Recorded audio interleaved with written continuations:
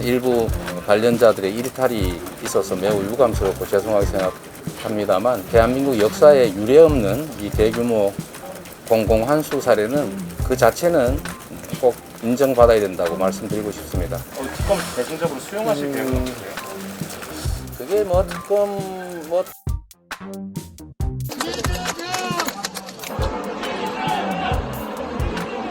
요거가 설치되어 있습니다. 연장은 220m, 폭은 5m. 나중에 어떻게 저 다른 제가 사는 동네이기도 한데 대장동 개발 이익에서 이걸 환수를 못했으면 영원히 못했을 사람이죠.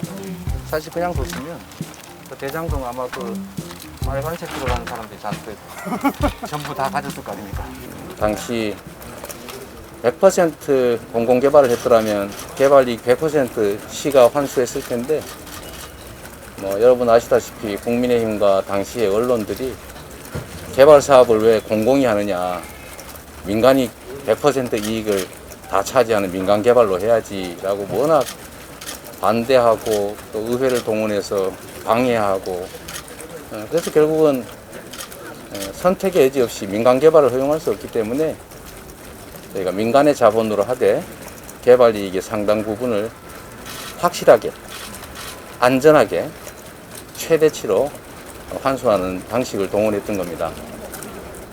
그 중에 가장 성남시에 안전하게 많은 액수를 제공하는 하나은행 컨소시엄이 공모해서 3개 컨소시엄 경쟁을 거쳐서 선정이 됐고, 당시에 계획한 대로 지금 5,500억, 5,800억 정도 이렇게 환수해서 공원도 만들고 성남시 예산이 들어갈 터널 같은 기반시설 공사도 하고, 또 1,830억 원 받아서 저번에 재난지원금 1,000억 지급했다고 하더군요. 저는 그렇게 시민들을 위해서 썼습니다. 여전히 아쉬운 것은 이 공공환수 과정에서 일부 관련자들의 일탈이 있어서 매우 유감스럽고 죄송하게 생각합니다만, 그러나 전국에 대한민국 역사에 유례없는 이 대규모 공공환수 사례는 그 자체는 꼭 인정받아야 된다고 말씀드리고 싶습니다. 당시에 대개 민간 합작으로 하면 비율로 이익을 정하니까 이런 공사비 부풀리고 자금 조달 비용 부풀리고 해서 이익이 없다고 되게 정리를 하거나 아주 소액으로 이익을 산정하기 때문에 실제로 공공이 환수한 사례는 거의 없습니다.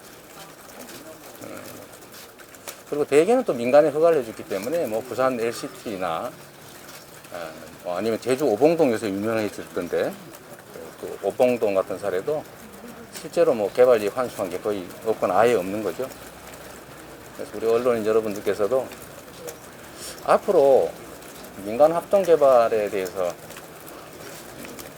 어떤 부수적 문제를 가지고 이렇게 심하게 공격하면 아마 어떤 자치단체장도 이렇게 안 하고 그냥 민간에 허가를 해줘 버릴 가능성이 많습니다. 그렇게 하면 안 되는 거죠. 이 나라를 망치고 있는 게 바로 부동산 불로소득입니다. 누구도 열심히 일해서 돈 벌기보다는 정치 행정 권력과 유착해서 이렇게 쉽게 대규모로 이익을 얻는 것에 관심을 가지고 있습니다. 그리고 우리 사회의 소수들은 실제 그 과정을 통해서 엄청난 부를 누리고 있는 것이죠. 그렇게 되지 않도록 하는 게 우리 대한민국의 향후 중요 과제라는 생각이 듭니다. 앞으로는 우리 국민들께서 누군가의 부당한 불로소득으로 나도 모르게 손실을 입는 이런 부조리를 다시는 겪지 않도록 하겠습니다. 특히 이제 고위공직자, 권한을 가진 사람들이 부동산을 많이 가지고 있게 되면 부동산 정책에서 자신의 이익을 극대화하기 위해서 자꾸 부동산 가격 상승을 부추기는 정책을 하게 됩니다. 그래서 앞으로는 고위공직자가 중립적으로 토지정책, 국토개발정책, 도시계획정책을 할 수 있도록 상위 직급의 고위공직자들은 필수 부동산 외에는 주식처럼 백지 신탁 제도를 도입해서 다 팔든지 아니면 위탁해서 강제 매각하든지 하는 제도를 우리 더불어민주당과 함께 만들도록 하겠습니다. 그리고 하위 이제 중간 공직자와 실제로 이 도시계획, 국토개발계획에 관여할 여지가 있는 공직자들에 대해서는 부동산 취득에 대해서 사전 심사 제도를 도입해가지고 꼭 필요한 부동산 외에는 취득하지 못하게 그렇게 만들 생각입니다. 법률이 만들어지지 않더라도 일정 고위 직급 승진이나 또는 임용에는 비필수 부동산을 가지고 있는, 꼭 필요하지 않은 부동산을 보유한 사람들은 제외되게 하는 정책을 시행하겠습니다. 그 외에도 우리가 이제 주택 문제 때문에 많이 고통받고 있어서 이 환수된 개발 이익들을, 공공개발 이익들을 기본주택 공급이라든지 아니면 이와 같은 기반시설 확보에 반드시 투입되도록 하는, 강제하는 법령도 만들 생각입니다. 거기다가 지금 이제 여러분들 관심 있는 게 왜 비율로 안 하고 정액을 했느냐. 심지어 그걸 뭐 배임이라고 하는 엉터리 주장도 있긴 하던데, 이 중에 혹시 건설업에 관심 있는 분이 계실지 모르겠지만 비용을 부풀리는 건 일도 아닙니다. 만약에 일정 이익의 일부를 나누기로 하면 뭐 토목 계약할 때 뭐 평당 500만 원이면 충분한 거를 한 600만 원, 700만 원 준다든지, 은행에서 2%만 조달할 자금을 20%씩 주고 조달한다든지 하면 비용을 부풀려서 이익을 없애는 건 너무 쉬운 일이죠. 실제 위례신도시 분양 사업이 그랬고, 지금 의왕의 백운밸리 개발 사업도 비율로 정했더니 2,650억이 예상 이익이었는데 적자됐다고 한 푼도 못 받게 됐다는 그런 얘기도 있습니다. 그래서 이 비용 부풀리기로 이익을 얼마든지 줄일 수 있기 때문에 최대치의 이익을 고정적으로 확보하고, 이게 또 부당하다, 왜 인허가권을 남용해가지고 이렇게 부당한 부담을 시키느냐라고 주장하면 법정에서 받아들일 가능성도 없지 않기 때문에 소송을 못하게 하는 부재소, 소송하지 않는다는 특약을 저희가 받았고, 재소전 화해까지 하라고 제가 지시했던 겁니다. 어쨌든 이건 지금 현재는 논란이 많지만 결국 시간이 지나면 이 과정에서 제가 어떤 부정한 이익도 취한 바가 없고 부정한 거래가 발생하지 않도록 법에 의무도 없지만 청렴서약을 받아가지고 공직자와 부정거래를 하면 계약을 폐지하고 개발 이익을 100% 환수하는 조항도 만들어 뒀고, 또 실제로 이미 성남시가 경기도 권고에 따라서 협약 해제와 100% 개발 이익 환수 조치에 들어간 것으로 압니다. 앞으로는 일하고 연구하고 시장을 개척하고 이렇게 기여한 사람들이 기여한 목만큼의 이익을 누리는 그런 사회가 되면 정말로 좋겠다는 생각이 들고, 우리 사회가 그 방향으로 가지 않으면 절망의 사회가 될 것이다. 그래서 반드시 부동산 문제를 해결하고 부동산 불로소득이라고 하는 게 불가능한 사회로 만들어야 희망 있는 사회가 될 것이다. 그런 희망 있는 사회를 제가 꼭 만들겠다, 이런 약속을 이 개발의 현장에서 다시 한번 말씀드립니다.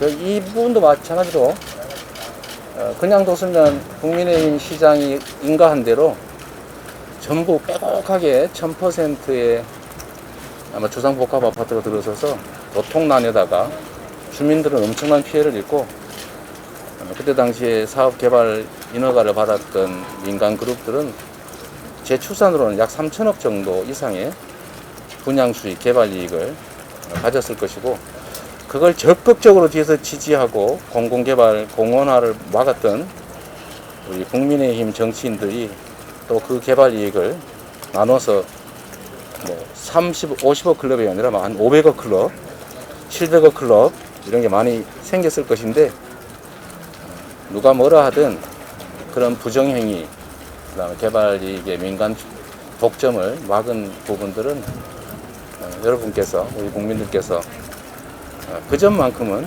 인정해 주시고, 앞으로는 우리 선의의 지방자치단체장들이 단순히 민간개발 허가 내주지 않고 이렇게 힘들게 공공개발을 하면 시민들로부터 칭찬받고 정치적 지지도 얻을 수 있어서 앞으로는 더 많이 공공개발을 활성화해서 민간 토건업자들이 부당하게 불로소득을 얻지 못하게 노력하도록 여러분들이 좀 도와주십시오. 대장동 네. 의혹 이후에 이제 처음 관련 현장을 방문하셨고 네. 국정감사 이후에 공개적인 자리에서 대장동 관련 언급을 자제를 하셨는데 네. 오늘 이렇게 일공단을 방문하신 거는 앞으로도 이 대장동 문제에 대해서 기존에 하셨던 것처럼 뭐 침묵하거나 뒤로 물러서는 게 아니라 뭐 이제 정면 돌파하시겠다 이런 의지를 좀 피력하신 거라고 네. 보실까요? 이미 국정감사에서 충분히 이제 드릴 말씀은 드렸고 많은 분들이 이해를 해주시게 된 것 같습니다.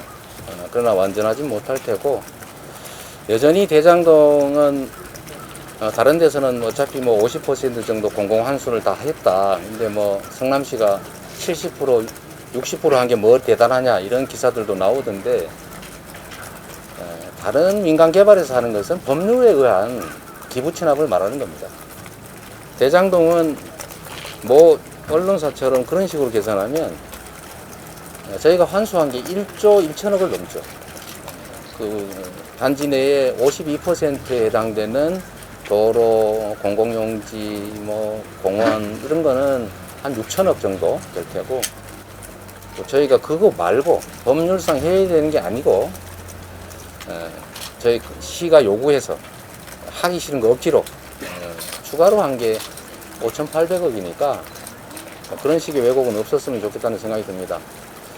제가 오늘 이 자리에 온 거는 뭐 대장동도 대장동이지만 토지 개발 이익을 공공이 조금만 노력해서 국민의힘이 방해하지 않고 또 제 엉터리 제도로 지방자치단체장들의 그 선의의 행정을 막지 않으면 정말로 1년 가용치 예산을 확보하는 게 하나의 사업단지에서도 이렇게 두세 배가 나온다는 걸 꼭 보여드리고 싶었습니다. 1년 가용 예산이 성남이 2천억에서 3천억이 안 되는데 이게 2,700억이 넘게 소요되는 사업입니다. 이게 성남시 시민들이 내는 세금으로는 영원히 할 수 없는 일이죠. 그래서 이런 것들도 하나의 성과 사례로 저희가 정말로 많은 우리 시민들의 협조 또 나름의 연구와 노력 이런 것들을 통해서 불로소득 환수로 이렇게 시민들이 아무런 부담을 하지 않고 많은 혜택을 볼 수 있다라는 점을 꼭 보여드리고 싶었던 겁니다. 뭐 대장동 논쟁이야 제가 안 하고 싶어도 앞으로도 저를 공격하는 정치 세력과 일부 언론들이 계속 할 테고 그거는 우리 당에서 우리 어디 갔습니까?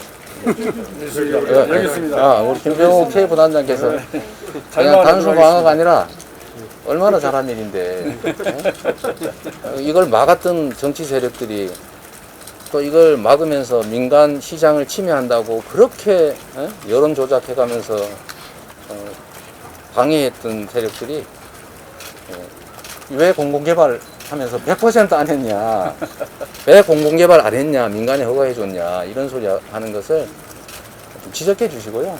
또 앞으로도 앞으로 제가 보기엔 태도를 또 180도 바꿔가지고 민간 개발의 개발 이익을 대대적으로 환수한다, 공공개발 중심으로 간다고 하면 아마 당연히 또 반대하면서 법안도 막 보이콧하고 그럴 가능성이 많아요. 그때 강력하게 밀어붙여서 국민들을 위해서 이런 권한이 쓰여질 수 있도록 부동산 불로소득이 특정 개인의 주머니에 들어가지 말고 우리 시민들, 국민들 손에 들어갈 수 있도록 우리 예. TF에서 각별히 오늘 그래서 밥 우리 써주십시오. 대장동 캠프팀 국회의원님들 다 오셨습니다. 그러게요. 네, 감사드립니다. 네, 또, 네, 말씀하세요. 방어가 아니라 공격을 해야 돼. 후보님께서 지난 10일에 오늘 기점으로. 선출되신 이후에 네. 오늘 처음으로 가장 많이 법안 도입과 그 제도 개선을 말씀하셨거든요. 네. 내달 2일에 선대위가 출범한다고 하는데 그러면 첫 공약은 부동산 공약이라고 봐도 되는 건가요? 첫 공약은 언제나 말씀드리지만 가장 중요한 1번 공약은 성장의 회복입니다. 우리 사회가 이 기회부족으로 젊은이들이 정말 경쟁이 아닌 전쟁을 치르고 친구가 적이 되는 사회 갈등이 격화되는 이런 문제를 해결하기 위해서는 기회 총량을 조금이라도 늘리는 성장을 회복하는 겁니다.